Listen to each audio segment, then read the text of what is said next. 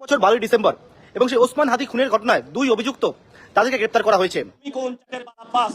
তুমি আসছো এখানে মামলা করতে, গুনার টাইম নাই, ভদ্র হতে শিখো। আসসালামু আলাইকুম দর্শক, শুরুতে ভিডিও টাইটেল এবং থাম্বনেল দেখে বুঝতে পেরেছেন ভিডিওর বিষয়বস্তু। তাই দর্শক ভিডিওটি সম্পূর্ণ দেখবেন এবং বেশি বেশি শেয়ার করে অন্যকে দেখার সুযোগ করে দিবেন।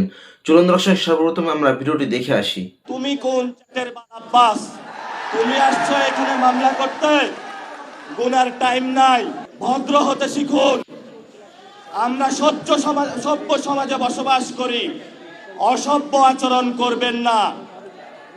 অসভ্য আচরণ যদি করেন, কিভাবে আপনাকে সভ্য করতে হয়, আপনাদেরকে সভ্য করতে হয়, এটা আমাদের ভালো করে জানা আছে। অনেক আমরা সহ্য করেছি।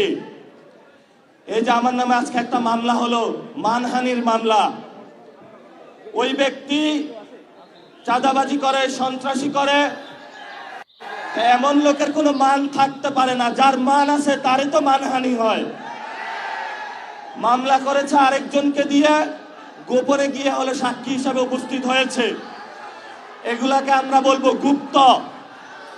আপনি ঢাকা হাটে ফেল করেছেন, লিখে রাখুন জনাব আব্বাস। আপনাকে তারেক জিয়া এসে রক্ষা করেছে।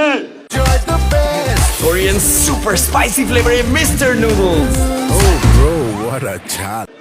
তারেক জিয়া যদি এসে রক্ষা না করত, তাহলে আপনি মির্জা আব্বাসের ছুনোপুটিও আমরা ঢাকা হাটে খুঁজে পাইতাম না। হালে পানি আছে, এখনো বেঁচে থাকার সুযোগ আছে। ভদ্র হন, ভদ্র হতে শিখুন। আমরা সভ্য সমাজে বসবাস করি, অসভ্য আচরণ করবেন না। অসভ্য আচরণ যদি করেন, কিভাবে আপনাকে সভ্য করতে হয়, আপনাদেরকে সভ্য করতে হয়, এটা আমাদের ভালো করে জানা আছে। ওরা আমাদের ভয় দেখায়। আমরা এক আল্লাহ ছাড়া কারো কাছে ভয় পাই না। মামলা হামলা অনেক আগেই পার করেছি। শেখ হাসিনার আমলে রিমান্ডে নিয়ে আমাকে মাথা নিচের দিকে দিয়ে, পা উপর দিকে দিয়ে সারা রাত নির্যাতন করেছিল। কখনো আপোষ করার চেষ্টা করি নাই। তুমি কোন চাকের আব্বাস? তুমি আসছো এখানে মামলা করতে, গুনার টাইম নাই।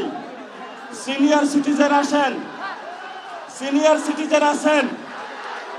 আমরা সম্মান করতে চাই, কিন্তু নিজের সম্মান যদি না রাখতে পারেন, তাহলে এই যারা ইয়াং জেনারেশন আছে, জেনজিরা আছে, আপনার পুরা সম্মানের চাদর খুলে বুড়িগঙ্গায় নিক্ষেপ করবে।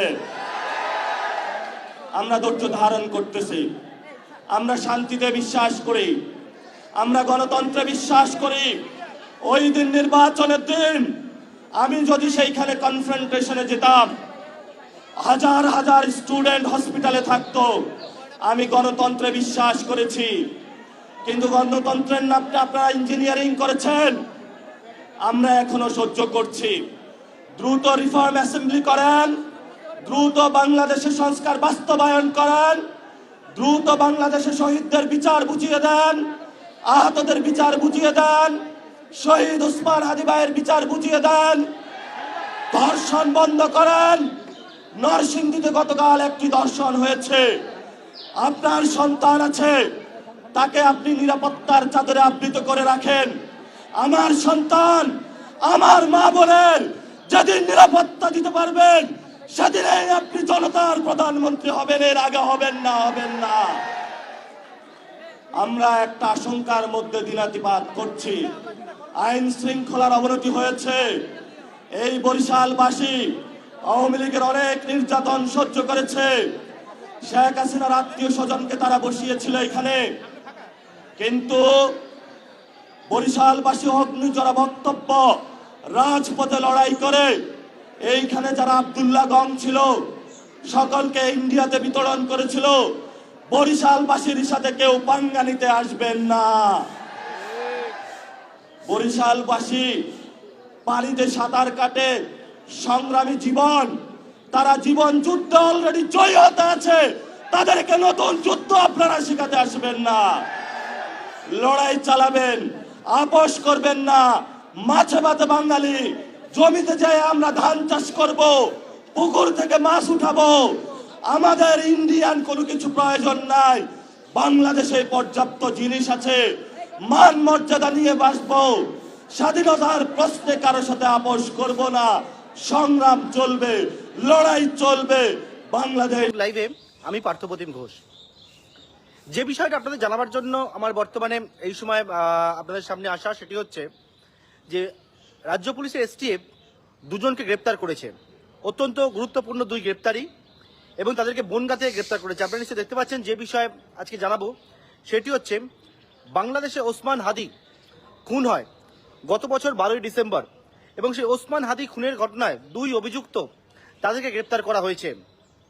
ওসমান হাদি বাংলাদেশে 12ই ডিসেম্বর ঠিক দুপুরবেলা 2:30 নাগাদ ফিরছিল যখন, তখন রাস্তার মধ্যে গুলি করে তাকে এবং গুলি করে খুন করা হয়। এবং সেই খুন করার পরবর্তীকালে ইতিমধ্যে বাংলাদেশ উত্তাল হয়েছিল। সেই ঘটনার পরবর্তীকালে দুজনের খোঁজে যখন বাংলাদেশে তাদের খোঁজ শুরু হয়েছিল, তাদের খোঁজ পাওয়া যায়নি। পরবর্তীকালে তাদের সন্ধান দেওয়ার জন্য একেবারে যে বিষয়ে অ্যাওয়ার্ড ঘোষণা করা হয়েছিল, এবং তার পরবর্তীকালে কিন্তু তাদের দুজনকে গ্রেপ্তার করা যায়নি বা ধরাও যায়নি। বেঙ্গল পুলিশের এসটিএফ, রাজ্য পুলিশের এসটিএফ এর হাতে দুজন গ্রেপ্তার হয়েছে। কিভাবে গ্রেপ্তার, কিভাবে বাংলাদেশে খুনের পরে তারা ভারতে প্রবেশ করলো এবং বাংলাদেশে আশ্রয় নিল, সেই সমস্ত বিষয়টাকে আপনাদেরকে জানাবো। যে বিষয় সেটা জানা যাচ্ছে যে ওসমান হাদি খুনের ঘটনায় দুই অভিযুক্ত, তাদের খোঁজ যখন শুরু হয়েছিল তাদের নামে 50 লক্ষ টাকা পুরস্কার ঘোষণা করা হয়েছিল, এবং যে বিষয়ে তাদের দুজনকে চিহ্নিত করা হয়েছিল, যে দুজনকে সেই দুজনের সম্পর্কে বিভিন্ন জায়গায় ছবি, সেই ছবিও কিন্তু দেওয়া হয়েছিল, এবং তার পরবর্তীকালে সেই দুজনের কোনো খোঁজ পাওয়া যায়নি। বেঙ্গল পুলিশের এসটিএফ বা রাজ্য পুলিশের এসটিএফ তারা গতকালকে রাত্রিবেলা গোপন সূত্রে খবর পায় একটা, যে বনগাঁ সীমান্ত সেই জায়গায় দুজন বাংলাদেশি তারা অবৈধভাবে ভারতবর্ষে প্রবেশ করেছেন, প্রবেশ করে সেখান থেকে তারা রয়েছেন, এবং সেই মতো সেই খবর পাওয়ার পর দুজনকে প্রথমে আটক করে। কিন্তু প্রথমে যারা জানতে পারেননি যে এরা কারা, তাদের দুজনকে আটক করার পর যখন জানতে পারেন বেঙ্গল পুলিশের এসটিএফ, কারণ ইতিমধ্যে তাদের ছবি সার্কুলেট করা হয়েছিল, বিভিন্ন জায়গায় জানানো হয়েছিল, সেখান থেকে জানা যায় যে এই দুজন আর কেউ না, এই দুজন হচ্ছে একেবারে ওসমান হাদি খুনের ঘটনায় যে প্রধান দুই অভিযুক্ত, যার মধ্যে ফয়জাল করিম মাসুদ, যার বাড়ি বাংলাদেশের পটুয়াখালীতে, ফয়জালের ডাকনাম রাহুল, অন্যদিকে আলমগীর হোসেন, যার বাড়ি বাংলাদেশের ঢাকাতে। এই দুজন কিন্তু ওসমান হাদিকে খুনের পর তারা গা ঢাকা দেওয়ার জন্য বেআইনিভাবে অনুপ্রবেশ করে তারা ভারতবর্ষে চলে আসে। এবং যেমনটা জানা যাচ্ছে, ভারতবর্ষে প্রবেশ করার পর তারা কোথা থেকে প্রবেশ করেছিল, তারা হচ্ছে মেঘালয় থেকে, মেঘালয় সীমান্ত দিয়ে অবৈধভাবে ভারতে প্রবেশ করে। তারপর ভারতের বিভিন্ন স্থানে বিভিন্ন জায়গায় তারা গা ঢাকা দিয়েছিল। এর পরবর্তীকালে গতকালকে রাত্রেবেলা বনগাঁ সীমান্তে যখন গিয়ে পৌঁছায় পুলিশ, এবং সেই জায়গায় বেঙ্গল পুলিশের এসটিএফ যাওয়ার পরবর্তীকালে একেবারে বনগাঁ সীমান্ত থেকে এই দুজনকে প্রথমে পাকড়াও করে, এবং তাদেরকে জিজ্ঞাসাবাদ করার পর জানা যায় যে বনগাঁ সীমান্ত থেকে এই দুজন তারা কিন্তু আবারও বাংলাদেশে পালিয়ে যাওয়ার ছক কষেছিল, এবং বেঙ্গল পুলিশের এসটিএফ এই দুজনকে গ্রেপ্তার করেছে, এবং ইতিমধ্যে বাংলাদেশের সঙ্গেও তারা যোগাযোগ করছে, এবং বেঙ্গল পুলিশের এসটিএফ দুজনকে ইতিমধ্যে কাস্টাডিতে নিয়েছে। অর্থাৎ ওসমান হাদি খুনের ঘটনায় দুই যে মূল অভিযুক্ত ছিল, যাদের নামে পুরস্কার ঘোষণা করা হয়েছিল, তারা গ্রেপ্তার হলো বাংলা থেকে। সুতরাং এই বিষয়টি জানাবার জন্য আপনাদের সামনে আমার এই ফেসবুক লাইভে আসা, পরবর্তীকালে যা যা তথ্য পাওয়া যাবে অবশ্যই আপনাদের সামনে আমি তুলে ধরবো। নমস্কার দর্শক, আজকে ভিডিও এই পর্যন্ত। ভিডিওটি ভালো লাগলে লাইক দিবেন এবং বেশি বেশি শেয়ার করে অন্যকে দেখার সুযোগ করে দেবেন। আসসালামু আলাইকুম।